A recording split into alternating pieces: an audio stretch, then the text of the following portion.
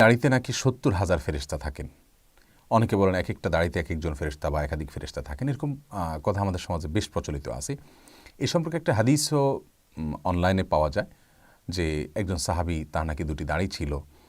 তিনি যখনই আসতেন নবী সাল্লাল্লাহু আলাইহি ওয়াসাল্লাম তার দিকে দেখে হাসতেন। এরপর একসময় আসলেন, তার দাড়িগুলো আর নাই, তিনি সেগুলো কেটে ফেলেছেন। নবী আলাইহিস সালাম দেখে বললেন যে, "কী ব্যাপার? তোমার দাড়ি নাই কেন?" তিনি মন খারাপ করেছেন। তখন লোকটি বললেন, "ইয়া রাসূলুল্লাহ, আপনি হাসেন দেখে আমি দাড়িটা ফেলে দিয়েছি। আমি মনে করছি আপনার ভালো লাগে না।" নবী আলাইহিস সালাম নাকি তখন বলেছেন যে, তোমার দাড়িতে ২ জন ফেরেশতা ঝুলেছিল, আমি সেজন্য তাদেরকে দেখে হাসতাম। এই যে হাদিস নবী সাল্লাল্লাহু আলাইহি ওয়াসাল্লামের দিকে সম্বন্ধ করে করা, এই হাদিসটি আপনার অনলাইনে অনেক জায়গায় দেখা যায়, কিন্তু এর কোনো ভিত্তি খুঁজে পাওয়া যায় না। যার কারণে আমরা বলতে পারি এটি ভিত্তিহীন একটি কথা।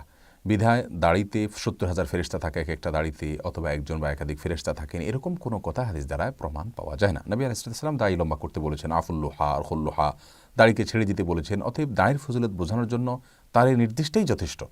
কিন্তু সেখানে কোনো ফেরেশতা থাকে, এ ধরনের ভিত্তিহীন কথা বা হাদিস দ্বারা প্রমাণিত নয় এমন কোনো কথা বলার কোনো প্রয়োজন নেই, অন্তত দাড়ির ফজিলত বোঝাতে গিয়ে। অতএব দাড়ির সাথে ৭০,০০০ ফেরেশতা বা এক বা একাধিক ফেরেশতা থাকেন, একেকটা দাড়ির সাথে, একেকটা দাড়ির পশমের সাথে, এরকম কোনো কথা আমরা বলবো না, কারণ এটি কোনো হাদিস দ্বারা প্রমাণিত নয়।